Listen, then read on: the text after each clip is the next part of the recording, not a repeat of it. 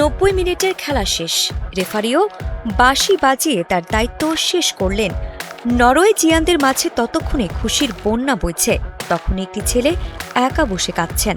Raphinha এগিয়ে এসে সান্ত্বনা দিলেও তাতে কি আর মনের দুঃখ কমবে? বিশ্বকাপের উজ্জ্বল মঞ্চ যে আরও একবার তার স্বপ্ন কেড়ে নিল।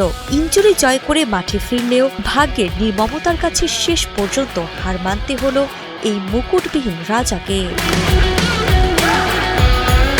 নেইমার ফুটবলের জাদুকর। তার পায়ের ছোঁয়ায় বল যেন প্রাণ পায়, দর্শকদের মনে স্বপ্ন ছড়িয়ে দেয়। কিন্তু বিশ্বকাপের মুকুট তার কপালে জোটেনি কখনো। 2014 সালের সে ভয়াবহ ইনজুরির পর থেকে শুরু হয়েছে এই দুর্ভাগ্যের যাত্রা।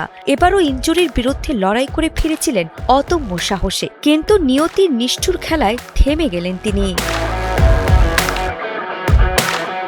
ব্রাজিলের জার্সিতে তিনি বারবার নিজেকে ছাড়িয়ে গেছেন। অনেক কিছুই তিনি পেয়েছেন যা হয়তো কখনো তিনি চাননি, তবে তিনি সব থেকে যা বেশি চেয়েছেন তা অধরাই রয়ে গেল।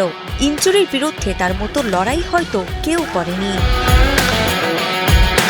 বিশ্বকাপ দেখুন বায়োস্কোপ প্লাসে, সব নেটওয়ার্কে, সব ডিভাইসে। নেইমারে অশ্রুসিক্ত বিদায় এক অপূর্ণ স্বপ্নের করুণ প্রতীক। মুকুট না থাকলেও তিনি যে ব্রাজিল ফুটবলের রাজা তা বলার প্রয়োজন নেই। তার ম্যাজিক ও অদম্য ইচ্ছাশক্তি আগামী প্রজন্মের অনুপ্রেরণা হয়ে থাকবে। আরিফা জাহান প্রিনন, কালের কণ্ঠ স্পোর্টস।